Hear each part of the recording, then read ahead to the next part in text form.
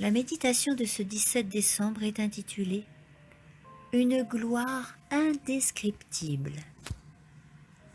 C'est pourquoi aussi Dieu l'a souverainement élevé et lui a donné le nom qui est au-dessus de tout nom, afin qu'au nom de Yahushua, Jésus-Christ, tout genou fléchisse dans les cieux, sur la terre et sous la terre, et que toute langue confesse que Jésus-Christ est Seigneur, à la gloire de Dieu le Père. Philippiens 2, 9, 11. La sagesse et la gloire du Père jaillissent dans la majesté du Christ. Il est exalté et précieux à tous ceux qui croient. Mais sa propre gloire, qui peut la décrire? Il vint dans sa nature divine clairement révélée, celui qui avait été renié et rejeté par les hommes, et se tint à la barre comme un criminel. Le Christ est maintenant reconnu comme roi de gloire.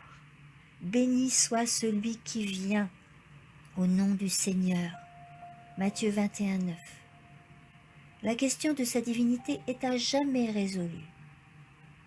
Où sont ceux qui le lièrent quand il fut traduit devant la barre du tribunal de Pilate, et ceux qui le frappèrent au visage, ceux qui le flagellèrent, et ceux-là qui enfoncèrent cruellement les clous dans ses mains et ses pieds, et ceux qui se moquèrent de lui, disant « Il a sauvé les autres et ne peut se sauver lui-même » Matthieu 27, 42. Quelle main frêle osera se lever contre lui maintenant? La scène n'est plus la même.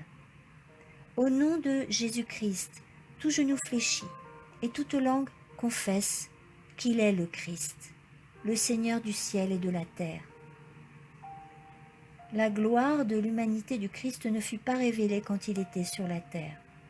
Il fut regardé comme un homme de douleur et habitué à la souffrance.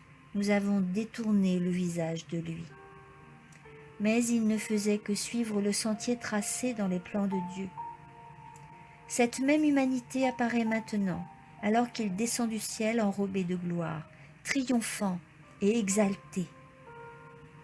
Son peuple croyant a rendu son appel et son élection sûrs.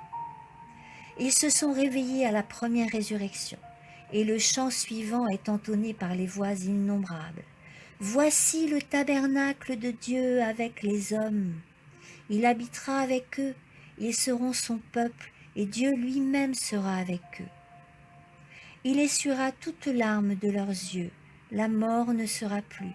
Il n'y aura plus ni deuil, ni cri, ni douleur, car les premières choses ont disparu.